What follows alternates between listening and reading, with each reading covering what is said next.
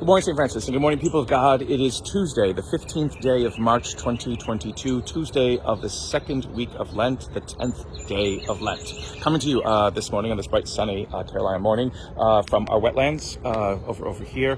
You can see the chapel in the background and the chapel tower in the background, and there's the culvert that allows for the water runoff to go into our wetlands and things like that. Behind me over here is, again, Siena Hall, and the sunlight coming over Siena Hall on this wonderful morning. On this 10th day of Lent, on this Tuesday, the second week of Lent, we now hear from Isaiah, who also now encourages the same way that it was done in Ezekiel yesterday, about the need for conversion, the need for people to change their minds, to change their hearts. But it is not about condemning people. It is not a reading that says that God is so offended and angry with us that God cannot stand us anymore, and there's no hope or whatever it is. There's that great line in this passage from Isaiah today about even though sins be as red as scarlet, God can make them whiter than snow. And how can God do that? Well, because God is God. And this is the important thing to remember also in the season of Lent, that it isn't just about us trying to make our lives better on our own.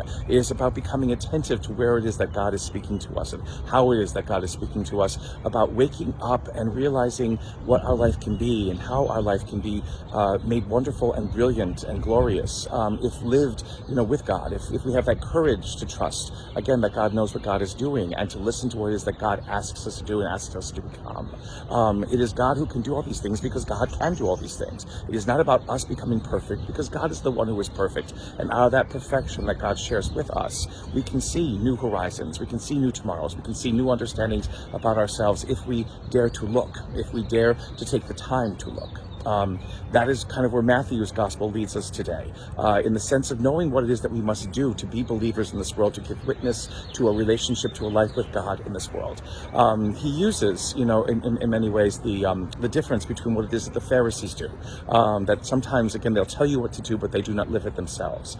That is true, again, of anybody who sets him or herself up as a leader of faith in our world, or our faith communities, that we have to be careful, that they are not just speaking words to us, but they are actually showing us by actions that they truly believe and understand what it means to be a believer in this world. And it is through what it is that they do that the true example and the true courage to be able to live this life of faith comes out.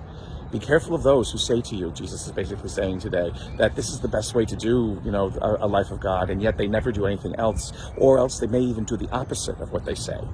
God gives us each the ability to discern what it is that is God's will in this world and how it is that we are asked and that we can live it out. To be able to recognize that and to know that and to believe that allows us, again, to embrace the reign of God in our midst, to be more conscious of the fact that we live a life with God always, and out of that consciousness to see new horizons, new tomorrows, a new future, and a new dignity for all creation. And may the Lord give you his peace.